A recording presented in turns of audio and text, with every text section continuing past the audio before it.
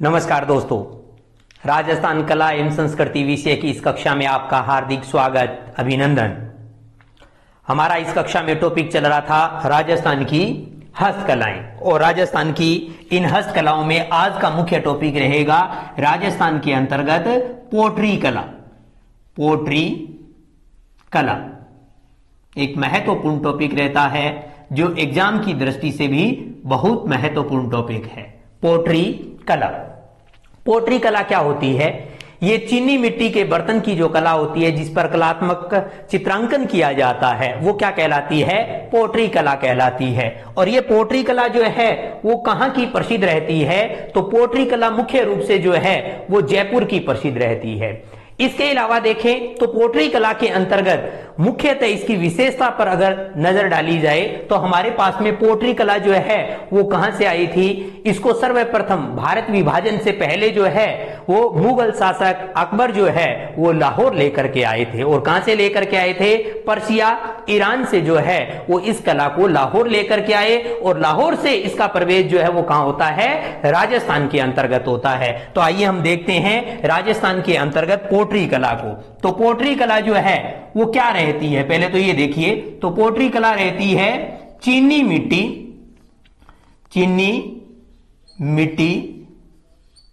के माध्यम से कलात्मक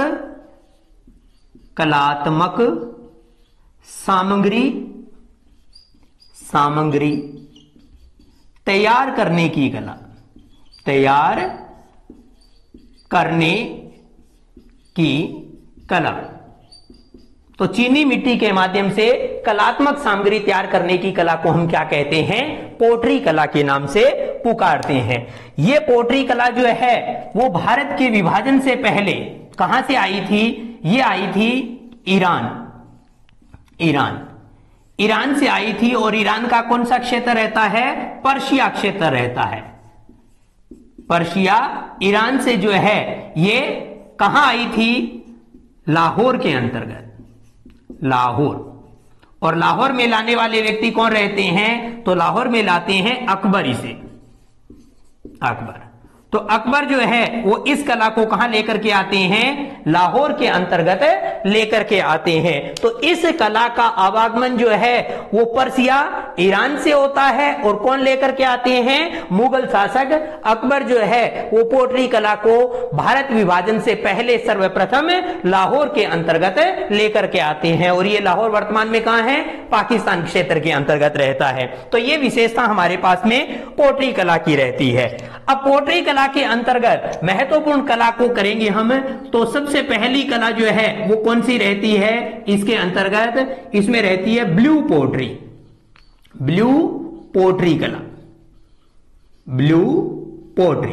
बहुत ही महत्वपूर्ण कला रहती है ब्लू पोट्री। और ब्लू पोट्री कला का संबंध जो है वो किस जिले से रहता है? तो इसका संबंध रहता है जयपुर से।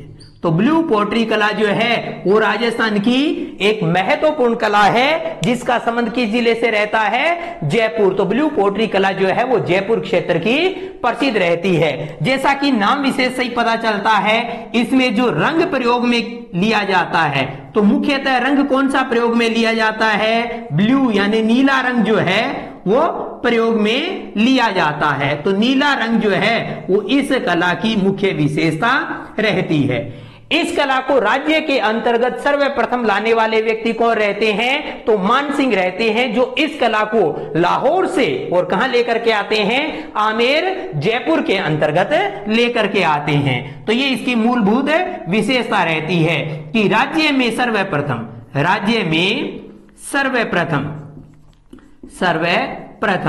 इस कला का आविर्भाव कहां रहता है? इस कला का आविर्भाव रहता है आमेर, जयपुर के अंतर्गत। ये कला जो है वो राज्य में सर्वप्रथम आती है। और लाने वाले व्यक्ति कौन रहते हैं? मान सिंह प्रथम। मान सिंह प्रथम जो है वो इस कला को लाहौर से राजस्थान के अंतर्गत जयपुर जिले के आमेर क्षेत्र में लेकर के आते हैं। इसके बाद में देखें तो इस कला को राज्य के अंतर्गत सर्वाधिक मात्रा में फैलाने वाला या बढ़ावा देने वाला व्यक्ति कौन रहता है, जिसे इस कला का स्वर्ण काल के रूप में भी पुकारा जाता है। तो ब्लू पोट्री कला का स्वर्ण काल जो है या कह दें कि सर्वाधिक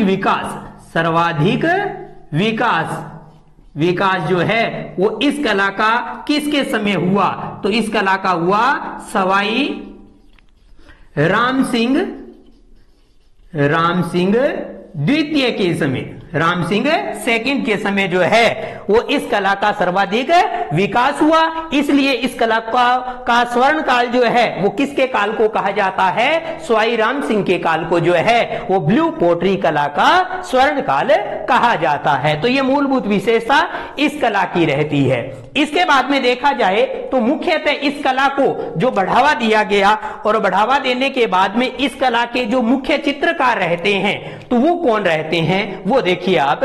तो इसके प्रथम जो मुख्य चित्रकार हैं जो इस ब्लू पोट्री कला को जो है वो विश्व प्रसिद्ध बना देते हैं, तो वो कलाकार कौन रहते हैं, तो कृपाल सिंह शेखावत रहते हैं। तो ब्लू पोट्री कला के प्रमुख कलाकार जो हैं, कलाकार कौन रहते हैं, तो कलाकार रहते हैं कृपाल सिंह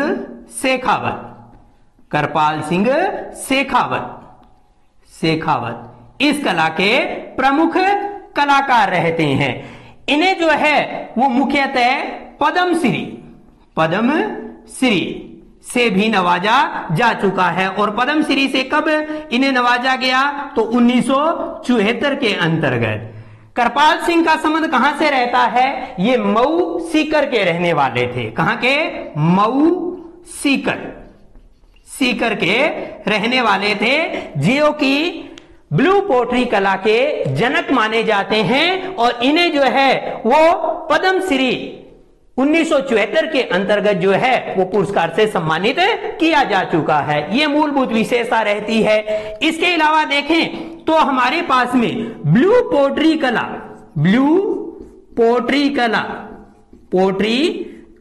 के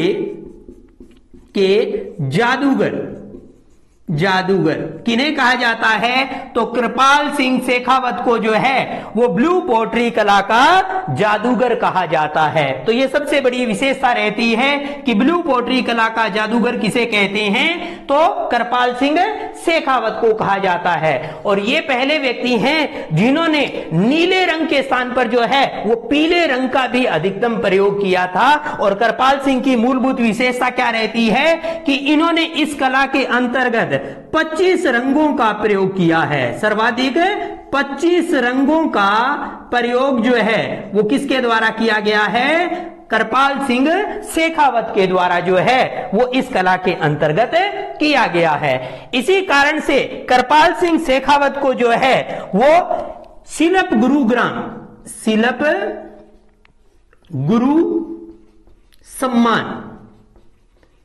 सम्मान से भी नवाजा जा चुका है। और कब दिया गया ये सम्मान, इन्हें 2002 के अंतर्गत दिया गया। तो शिल्प गुरु सम्मान जो है वो कृपाल सिंह शेखावत को जो है उनके उत्कृष्ट कार्य हेतु जो है वो कब दिया गया, 2002 के अंतर्गत इनके उत्कृष्ट कार्य हेतु दिया गया। तो ये मूलभूत विशेषताएं किनकी रहती है, कृपाल सिंह शेखावत जी की रहती है। और कृपाल सिंह शेखावत जी के गुरु कौन रहते हैं, जो कि अपने आप में बहुत महत्वपूर्ण है। कृपाल सिंह जी के गुरु जो है वो कौन है, भूर सिंह शेखावत रहते हैं। और इनका नाम जो है वो किस लिए, इन्हें कहा जाता है गांवों का चितेरा के नाम से पुकारते हैं। तो गांवों का चितेरा किसे कहा जाता है, गांवों का चितेरा चितेरा जो है वो किन्हें कहा जाता है? भूर सिंह शेखावत को जो है वो राज्य में गांवों का चितेरा के नाम से पुकारते हैं। और ब्लू पोट्री कला का जादूगर किसे कहते हैं? कृपाल सिंह शेखावत को कहते हैं। और इस कला की एक मूलभूत विशेषता और रहती है, और वो मूलतः विशेषता क्या रहती है ब्लू पोट्री कला की? कि इसमें एक महिला चित्रकार भी रही है, महिला कलाकार है जो कि बहुत महत्वपूर्ण रहती है, जो कि इस कला को अंतरराष्ट्रीय स्तर तक लेकर जाती है। और वो कौन सी रहती है? नाथीबाई रहती है। तो एक कलाकार जो कि महिला कलाकार के रूप में उभरी इस कला के अंतर्गत, जिसने अपना नाम जो है वो पूरे देश के अंतर्गत विख्यात किया, उनका नाम क्या रहता है? नाथीबाई रहता है। और इस कला के वर्तमान कलाकार जो है, इस कला के वर्तमान कलाकार कौन है? गोपाल सिंह सैनी रहते हैं। गोपाल सिंह सैनी जो है वो इस कला के प्रमुख वर्तमान कलाकार रहते हैं, जिन्हें जो है वो इस कला हेतु शिल्प गुरु सम्मान जो है वो दिया जा चुका है। शिल्प गुरु सम्मान से नवाजा जा चुका है। और यह सम्मान इनको कब दिया गया? तो 2016 के अंतर्गत जो है गोपाल सिंह सैनी को जो है वो शिल्प गुरु सम्मान से सम्मानित किया जा चुका है। तो ये सभी विशेषताएं हमारे पास में किस कला से संबंधित रहती है? ये सभी विशेषताएं ब्लू पोट्री कला से संबंधित रहती है। तो हमारे पास में पोट्री कला जो हमने अभी पढ़ा, पोट्री कला जो है वो राज्य के अंतर्गत कहां से आती है? राज्य में लाहौर से आती है। लेकिन विभाजन से पहले ये पर्सिया ईरान से भारत के अंतर्गत लाहौर क्षेत्र जो विभाजन से पहले भारत का हिस्सा था वहां आती है। और वहां से प्रथमतः जो है वो मानसिंह जी जो है, मानसिंह जो है वो इसको लेकर के आते हैं। और कहां लेकर के आते हैं? आमेर जयपुर के अंतर्गत आते हैं। और किसके शासन काल को जो है वो ब्लू पोट्री कला का स्वर्ण काल कहा जाता है? तो किसके शासन काल को कहा जाता है? स्वाई राम सिंह द्वितीय के शासन काल को जो है वो ब्लू पोट्री कला का स्वर्ण काल कहा जाता है। और इस कला के प्रमुख कलाकार, प्रसिद्ध कलाकार कौन है? तो कृपाल सिंह शेखावत रहते हैं, जो कि ब्लू पोट्री कला के बहुत ही महत्वपूर्ण कलाकार हैं, जिन्हें जो है वो 1974 के अंतर्गत पद्म श्री से नवाजा जा चुका है। और ये कहां के रहने वाले थे? ये मऊ सीकर के रहने वाले हैं। ये विशेषता किसकी है? कृपाल सिंह शेखावत की। और जिन्हें ब्लू पोट्री कला का क्या कहते हैं? जादूगर कहा जाता है। तो ब्लू पोट्री कला का जादूगर किसे कहते हैं? कृपाल सिंह शेखावत को कहा जाता है। और इन्होंने जो है वो सर्वाधिक रंगों का प्रयोग किया। अगर एग्जाम में पूछा जाए ब्लू पोट्री कला के अंतर्गत सर्वाधिक रंगों का प्रयोग करने वाला व्यक्ति है तो कौन है? कृपाल सिंह शेखावत है। और कितने रंगों का प्रयोग किया था इन्होंने? 25 रंगों का प्रयोग किया था। और शिल्प गुरु सम्मान से इन्हें कब नवाजा गया? 2002 के अंतर्गत। इसी प्रकार से कृपाल सिंह शेखावत के प्रमुख जो गुरु थे वो गुरु कौन थे? भूर सिंह शेखावत थे। तो कृपाल सिंह जी के गुरु भूर सिंह शेखावत जी थे। और इन्हें जो है वो किस नाम से पुकारा जाता है? तो गांव का चितेरा कहा जाता है। तो गांव का चितेरा किसे कहते हैं? भूर सिंह शेखावत को कहा जाता है। और अंतिम जो महत्वपूर्ण बात थी कि वर्तमान कलाकार कौन है? तो गोपाल सिंह सैनी रहते हैं, जिन्हें शिल्प गुरु सम्मान 2016 के अंतर्गत सम्मान प्राप्त हो चुका है। तो ये सभी विशेषता किस कला की रहती है? ब्लू पोट्री कला की रहती है। तो ये बातें हमें ब्लू पोट्री कला के अंतर्गत ध्यान रखनी है। इसके बाद में देखा जाए तो इसी पोट्री कला के अंतर्गत नेक्स्ट जो पोट्री कला रहती है वो आती है ब्लैक पोट्री, जो अपने आप के अंतर्गत नाम विशेष कला के रूप में भी प्रसिद्ध है। और ब्लैक पोट्री कला जो है वो कहां की प्रसिद्ध है? तो ब्लैक पोट्री कला कोटा जिले की प्रसिद्ध रहती है। तो ब्लू पोट्री जयपुर की थी। और प्रश्न में पूछा जाए कि ब्लैक पोट्री का संबंध है तो कहां से रहता है? कोटा से रहता है। तो नेक्स्ट कला के अंतर्गत 2 नंबर जो आपकी कला रहेगी वो कौन सी आ जाएगी? ब्लैक पोट्री आ जाएगी। ब्लैक पोट्री कला ये कहां की प्रसिद्ध है? तो ये कोटा की प्रसिद्ध रहती है, कोटा। तो ब्लैक पोट्री का संबंध कहां से रहता है? कोटा से। इसी प्रकार से दूसरी नाम विशेष जो कला है वो कौन सी आ जाती है? जो कि 3 नंबर पर रहती है, वो कौन सी है? सुनहरी। सुनहरी पोट्री कला, या इसे क्या कहते हैं? गोल्डन पोट्री कहते हैं। पोट्री।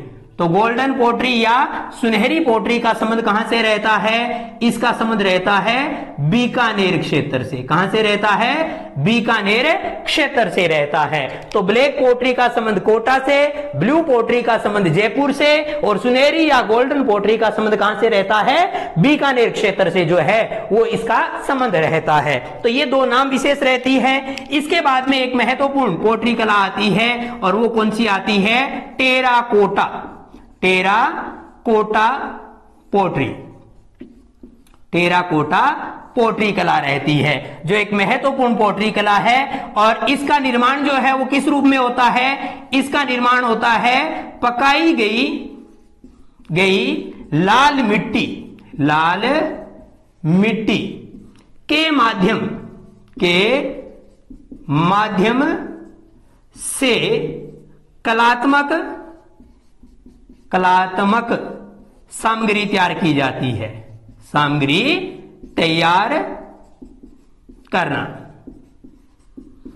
तो पकाई गई लाल मिट्टी से जो है वो कलात्मक सामग्री तैयार करते हैं। उस कला को जो है वो किस नाम से पुकारते हैं? टेराकोटा पोट्री के नाम से पुकारते हैं। और टेराकोटा कला जो है वो हमने पूरब में की, वो कहां की प्रसिद्ध है? बस्सी चित्तौड़गढ़ की प्रसिद्ध रहती है। और टेराकोटा पोट्री जो है वो किसे कहते हैं? पकाई गई लाल मिट्टी के माध्यम से कलात्मक सामग्री तैयार करने की कला रहती है। और ये कला जो है वो कहां की प्रसिद्ध रहती है? मुख्य रूप से ये कला जो है वो मोलेला क्षेत्र कहां पड़ता है? राजसमंद के अंतर्गत। नाथ द्वारा राजसमंद के अंतर्गत रहता है। तो नाथ द्वारा राजसमंद का मोलेला क्षेत्र जो है वो टेराकोटा पोट्री के लिए सर्वाधिक प्रसिद्ध रहता है। और इसी कला का दूसरा क्षेत्र रहता है, वो कौन सा है? वो रहता है हरजी गांव। और हरजी गांव जो है वो कहां का क्षेत्र रहता है? ये रहता है जालोर का। तो ये दो क्षेत्र जो हैं वो राज्य के अंतर्गत किस कला हेतु प्रसिद्ध है? टेराकोटा पोट्री के लिए प्रसिद्ध रहते हैं। जो कि एक तो नाम कौन सा है? मोलेला नाथ द्वारा राजसमंद का क्षेत्र रहता है, और दूसरा कौन सा है? हरजी गांव जालोर रहता है। और हरजी गांव जालोर जो है वो अन्य किस कार्य हेतु प्रसिद्ध है? तो हरजी गांव के जो है वो मामा जी के घोड़े जो हैं वो प्रसिद्ध रहते हैं। तो मामा जी के घोड़े के लिए जो है वो कौन सा क्षेत्र प्रसिद्ध है? हरजी गांव। जो मिट्टी के घोड़े बने होते हैं, जो सामान्यतः वहां की लोक देवी देवताओं का चित्रांकन के माध्यम से जो है वो घोड़ों को बनाया जाता है, और घोड़े पर किसी जो लोक देवता होता है उसका चित्रण किया हुआ होता है। तो वो विशेषता हमारे पास में किसकी रहती है? हरजी गांव की। तो यहाँ के मामा जी के घोड़े जो है वो सर्वाधिक लोकप्रिय रहते हैं। तो ये रहती है टेराकोटा पोट्री। अब इस टेराकोटा पोट्री के अंतर्गत देखा जाए तो हमारे पास में मूलभूत विशेषता में क्या रहता है? इसके अंतर्गत एक तालाब रहता है जो किस इलाके का है? वो है मोलेला गांव। तो मोलेला गांव का एक तालाब है, और तालाब का नाम क्या रहता है? सोलह नाड़ी तालाब। तो मुख्यतः ये कला जो है वो कहां की प्रसिद्ध है? मोलेला नाथ द्वारा राजसमंद की प्रसिद्ध है। और यहां का एक तालाब है 16 नाड़ी तालाब, जिसकी मर्दा, तो 16 नाड़ी तालाब की मिट्टी को निकाल करके और इसके अंतर्गत क्या मिलाया जाता है? तो गधे की लीद को जो है वो इसमें मिक्स करके और आदिवासी जो लोक देवता होते हैं उनका चित्रांकन किया जाता है। तो हमारे पास में 16 नाड़ी तालाब प्लस गधे की लीद का प्रयोग जो है वो किस कला के अंतर्गत किया जाता है? टेराकोटा पोट्री के अंतर्गत किया जाता है, जो कहां की प्रसिद्ध है? मोलेला नाथ द्वारा राजसमंद की प्रसिद्ध रहती है, और दूसरा क्षेत्र हरजी गांव जालोर रहता है। तो इस कला की मूलभूत विशेषता क्या है कि इस कला के अंतर्गत आदिवासियों के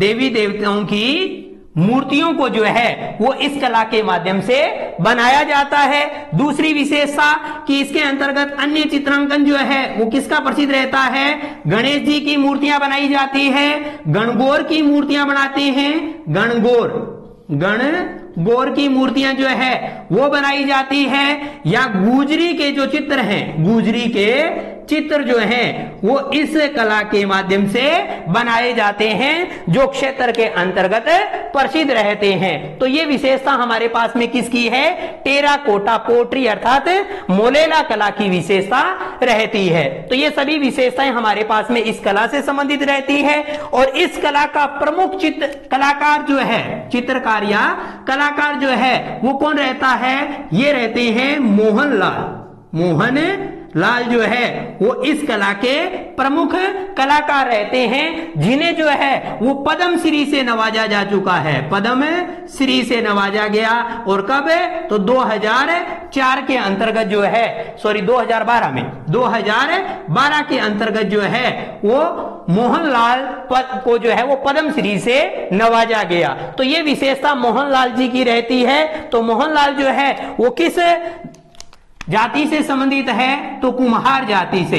तो मोहनलाल कुम्हार जो है वो किस कला से संबंधित रहते हैं, टेराकोटा पोट्री से संबंधित रहते हैं, जिन्हें पद्म श्री से कब नवाजा गया, तो 2012 के अंतर्गत नवाजा गया। तो ये विशेषताएं हमारे पास में किस कला की है, टेराकोटा की। तो आपको ध्यान रखनी है, पहली कौन सी पोट्री की आपने, ब्लू पोट्री की, जो कहां की प्रसिद्ध थी, जयपुर की। दूसरी कौन सी की, ब्लैक पोट्री की, और ब्लैक पोट्री कहां की है, कोटा की प्रसिद्ध रहती है।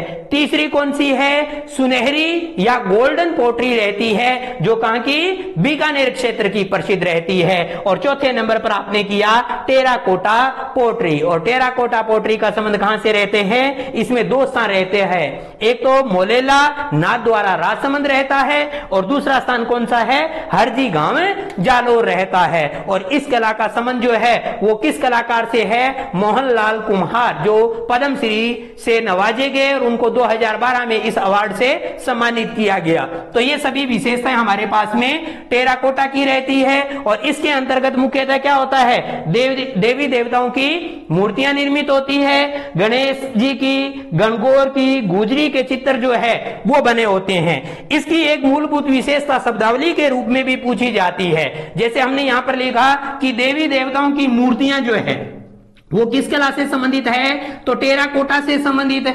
इन मूर्तियों को, जो देवी देवताओं की जो मूर्तियां निर्मित होती है, इन्हें क्या कहते हैं, इन्हें कहा जाता है सिंगान या हिंगाण भी कहा जाता है। तो सिंगान या हिंगाण जो है वो किन्हें कहा जाता है, टेराकोटा कला से निर्मित जो देवी देवताओं की मूर्तियां होती है उन्हें किस नाम से पुकारा जाता है, सिंगान या हिंगाण के रूप में पुकारा जाता है। तो ये विशेषता भी किस कला की रहती है, टेराकोटा कला की विशेषता रहती है। तो इसी क्रम के अंतर्गत हमारे पास में नेक्स्ट जो है वो पोट्री कला के अंतर्गत किसका नाम आता है, कागजी पोट्री कला का आता है, कागजी पोट्री कला, जिसे हम डबल कट पोट्री या पतली पोट्री या परतदार पोट्री के रूप में भी जानते हैं, जो कागज की तरह महीन और बारीक कला के रूप में राज्य के अंतर्गत विख्यात रहती है।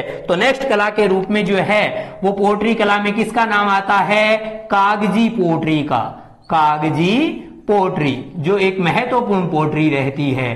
तो कागजी पोट्री है। इसके अन्य नाम क्या रहते हैं, इसे कहते हैं double cut pottery, double cut pottery के रूप में पुकारते हैं। या फिर अन्य नाम क्या रहता है इसका, इसे ही कहते हैं पतली पोट्री के नाम से भी पुकारते हैं। और इसे ही हम क्या कहते हैं, इसे ही परतदार पोट्री भी कहते हैं, परतदार पोट्री के नाम से भी पुकारते हैं। तो हमारे पास में कागजी पोट्री या डबल कट पोट्री या पतली पोट्री या फिर परतदार पोट्री, ये राज्य के अंतर्गत कहां की फेमस रहती है, ये रहती है थानागाजी अलवर की, थानागाजी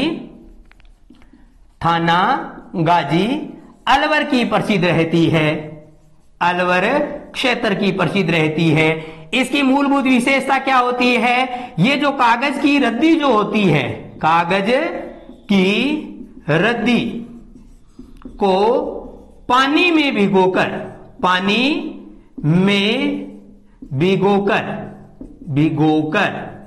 मुल्तानी मिट्टी के साथ मिलाकर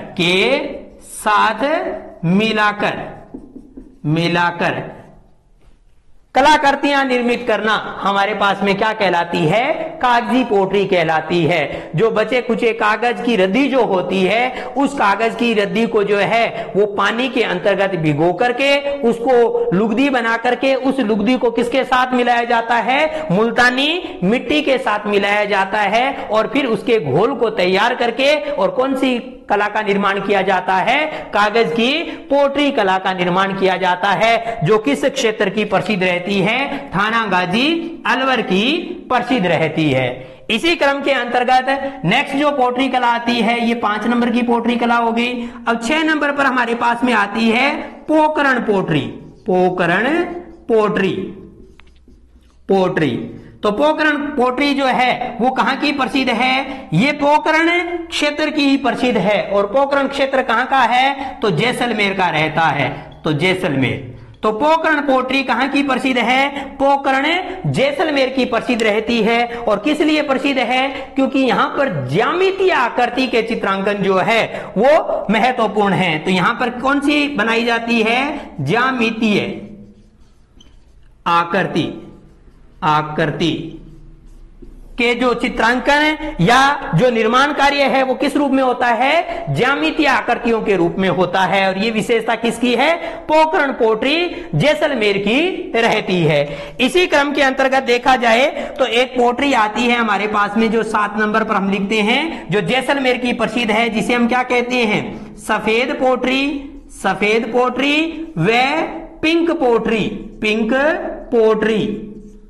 सफेद पोट्री या पिंक पोट्री ये कहां की प्रसिद्ध रहती है? ये जैसलमेर की प्रसिद्ध रहती है। तो सफेद या पिंक पोट्री जो है उसका संबंध कहां से रहता है? तो जैसलमेर से इसका संबंध रहता है। इसके अलावा जो है वो मिट्टी से निर्मित कलाकृतियों के लिए जो है, जिससे हम पक्षियों के चित्रण, देवी देवताओं के चित्रण या खिलौने इत्यादि जो बनाते हैं, उसके लिए भी कुछ एक गांव जो है वो फेमस रहते हैं। उनके नाम भी हम लिख लेते हैं। जो अन्य गांव जो है, अन्य क्षेत्र लिख दो या अन्य गांव लिख दो, वो भी फेमस रहते हैं। इनके अंतर्गत कौन सा रहता है? एक आता है बूनरावता गांव का संबंध जो है वो कहां से रहता है? नागौर से रहता है। ये गांव जो है वो किस लिए प्रसिद्ध है? ये मिट्टी के खिलौनों के लिए, गुलदस्तों व पक्षियों की कलाकृति के लिए जो है वो प्रसिद्ध रहता है। तो कौन सा गांव है? बूनरावता गांव। तो अन्य क्षेत्रों में जो खिलौने वगैरह और मिट्टी के कार्य हेतु कौन सा क्षेत्र प्रसिद्ध हो गया? बूनरावता गांव हो गया, जो कि कहां पर है? नागौर में। इसी प्रकार से अन्य गांव है दूसरा, वो कौन सा रहता है? तो इसमें ये पहला गांव अन्य के अंतर्गत, दूसरा आ जाएगा आपका कौन सा गांव रहेगा? इसके अंतर्गत आएगा बसवा गांव। और बसवा गांव का संबंध कहां से रहता है? दौसा से रहता है। और ये बसवा गांव किस लिए प्रसिद्ध है? ये मिट्टी के बर्तनों के लिए प्रसिद्ध रहता है।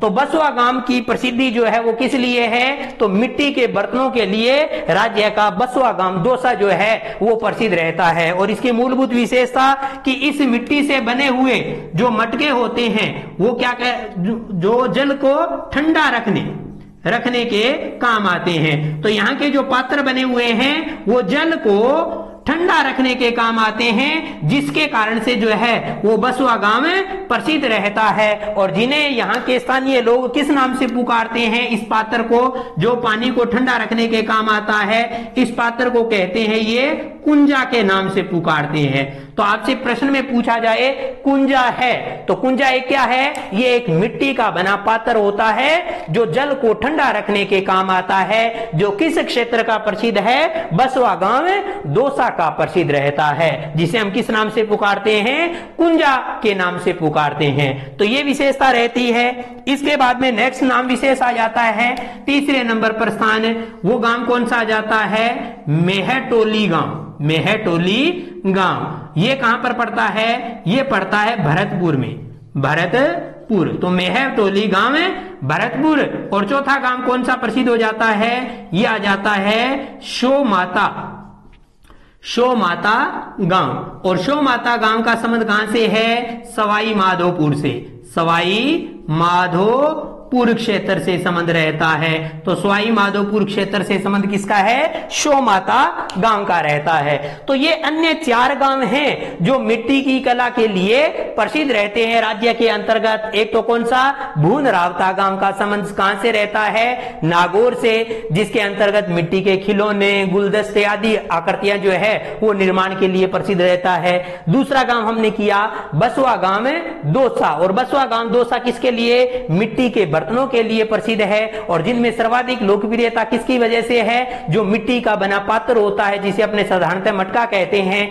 तो वो मटका जो है वो मुख्यतः मिट्टी का बना होता है और बसवा गांव का प्रसिद्ध है, जो कि जल को ठंडा रखने के काम आता है। और यहाँ के लोग उसे किस नाम से पुकारते हैं? कुंजा के नाम से। तो यानी कि मिट्टी से निर्मित जल को ठंडा रखने का पात्र जो है वो क्या कहलाता है? कुंजा कहलाता है। अन्य स्थानों में आता है मेहटोली गांव, भरतपुर का प्रसिद्ध है। और अन्य गांव के अंतर्गत शो माता गांव, जो कहां का प्रसिद्ध है? सवाई माधोपुर क्षेत्र का प्रसिद्ध रहता है। तो ये विशेषताएं हमारे पास में पोट्री कला व कुछ एक मिट्टी के स्थानों के रूप में, फेमस भागों के रूप में जो है वो मानी जाती है। तो ये आपके पास में इधर वाले मिट्टी से निर्मित क्षेत्र रहते हैं। अब रहती है हमारे पास में कुछ एक शब्दावलियां जो मुख्यतः मिट्टी कला या पोट्री कला से संबंधित रहती है। तो 2-3 एक नाम आते हैं जो कि हमारे पास में शब्दावली के रूप में भी पूछे जाते हैं। जैसे कि प्रश्न में आए भी पाने क्या होते हैं? पाने,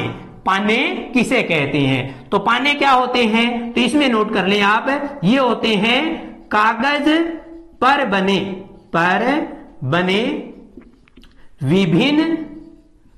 विभिन्न देवी देवताओं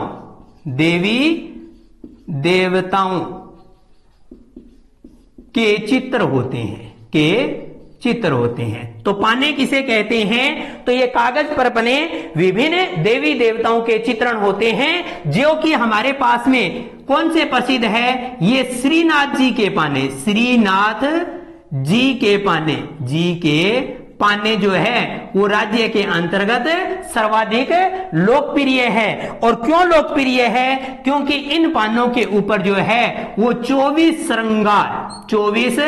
श्रृंगार कला को जो है वो चित्रांकित किया जाता है। तो चित्रण पाया जाता है।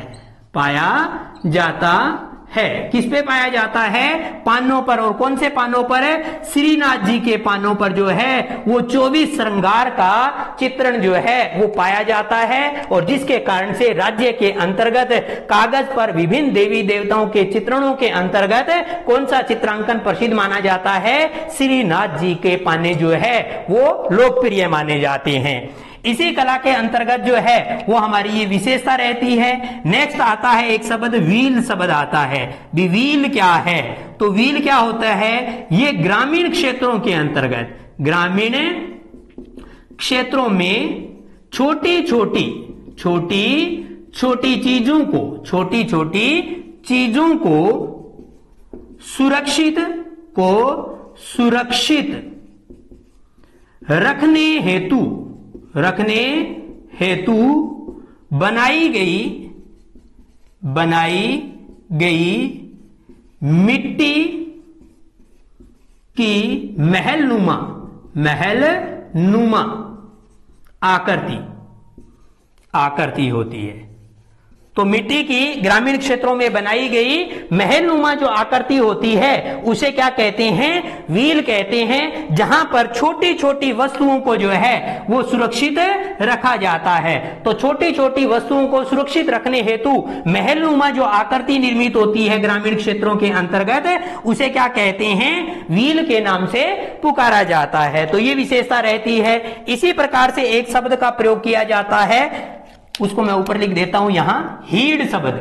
हीड़ क्या रहता है, तो हीड़ जो है वो हमारे पास में मिट्टी का पात्र होता है, मिट्टी का पात्र होता है, जो कि दीपावली के समय जो है वो एक से दूसरे घरों में जाने के लिए जो है वो इस पात्र के अंतर्गत तेल और रुई और बिनोले डाल करके जो है वो उसको जलाया जाता है, और जला करके उस पात्र को जो है वो एक से दूसरे घर के अंतर्गत ले जाया जाता है और बड़े बूढ़ों का आशीर्वाद लिया जाता है, जिसे क्या कहते हैं, हीड़ो दिवाली तेल मेलो। हीड़ो दिवाली तेल मेलो के नाम से पुकारा जाता है। तो हीड़ो दीपावली तेल मेलो के रूप में हीड़ पात्र जो है वो प्रसिद्ध रहता है, जो मिट्टी से निर्मित एक पात्र रहता है। तो ये विशेषता हमारे पास में किससे संबंधित रहती है, मूलतः पोट्री कला, और कुछ एक विशेषताएं हमने किस कला के रूप में की, अकेली मिट्टी की कला के रूप में भी की। तो इन बातों को आपको इस कला के माध्यम से ध्यान रखना है। ये थी हमारी हस्तकला, और नेक्स्ट हस्तकला के एक नए टॉपिक के साथ पुनः मुलाकात होगी। तब तक के लिए धन्यवाद। Thank you. जय हिंद।